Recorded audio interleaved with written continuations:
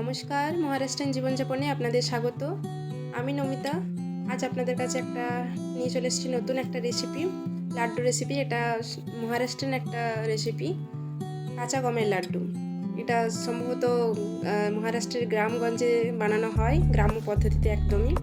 এটা আমার খুব ভালো লাগলো, তাই আপনাদের সঙ্গে শেয়ার করতে চলেছি। তো দেখুন, এই যে 100 গম আমরা নিয়ে নিয়েছি এবং এটাকে এবার আগুনে ঝলসে নেওয়া হবে হালকা করে।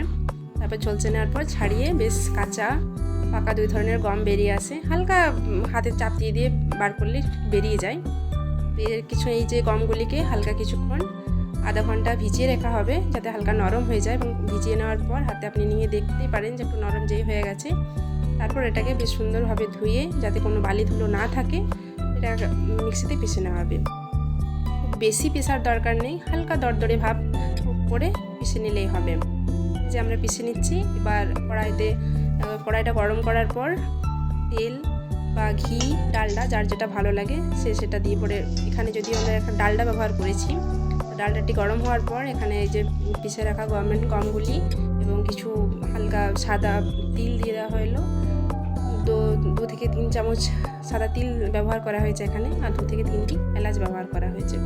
রুটি দেওয়ার পর কিছুক্ষণ 2 থেকে 3 মিনিট নাড়াচাড়া করে, যাতে কোনো জল না থাকে, জলটিকে বেশ মেরে শুকনো ভাব যখন হয়ে আসে, তখন এটার উপর চিনি দিয়ে দেওয়া হলো।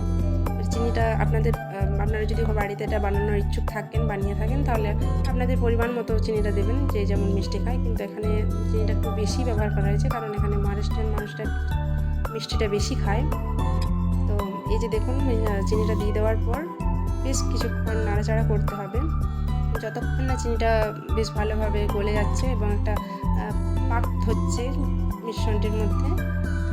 যেই চিনিটি গলে পরে একটা চিটচিটিয়ে ভাব আসবে, মোটামুটি মনে হবে যে হ্যাঁ, এবার লাড্ডুর আকার দেওয়া যাবে মিশ্রণটিতে। ঠিক ততক্ষণ আমরা এটাকে নাড়াচাড়া করতে থাকবো। তো আজকে রেসিপিটা আমি শেয়ার করছি আপনাদের সঙ্গে।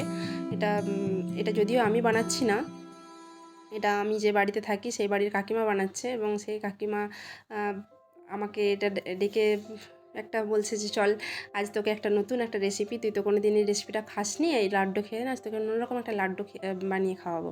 তো সেই জিনিসটা আমার খুব ভালো লাগলো। তো তার জন্যেই আমি বললাম আপনাদের সঙ্গে শেয়ার করা যেতেই পারে, জিনিসটা একটু অন্যরকম।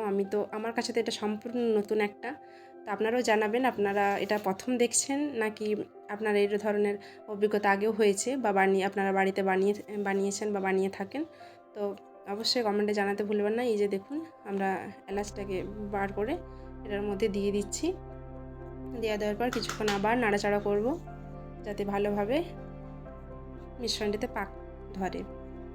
তো সেই জন্য আর অবশ্যই বলছি যে কেমন হলো আমার এই রেসিপিটা, আপনাদের কাছে কেমন লাগলো আপনারা অবশ্যই জানান একবার কমেন্ট করে। আপনাদের একটা কমেন্ট, একটা লাইক আমার আরও নতুন নতুন ভিডিও আনতে সাহায্য করবে। তো এই যে আমাদের হয়ে গেছে, এবার আমরা লাড্ডুটা তৈরি করে নিচ্ছি। তো এইটা অবশ্যই বাড়িতে তৈরি করুন, ট্রাই করে দেখুন কেমন লাগে। একটা নতুন স্বাদ, নতুন ধরনের একটা অভিজ্ঞতা হবে আপনাদের। তো ভিডিওটি ভালো লাগলে একটা লাইক দিয়ে পাশে থাকুন। নমস্কার।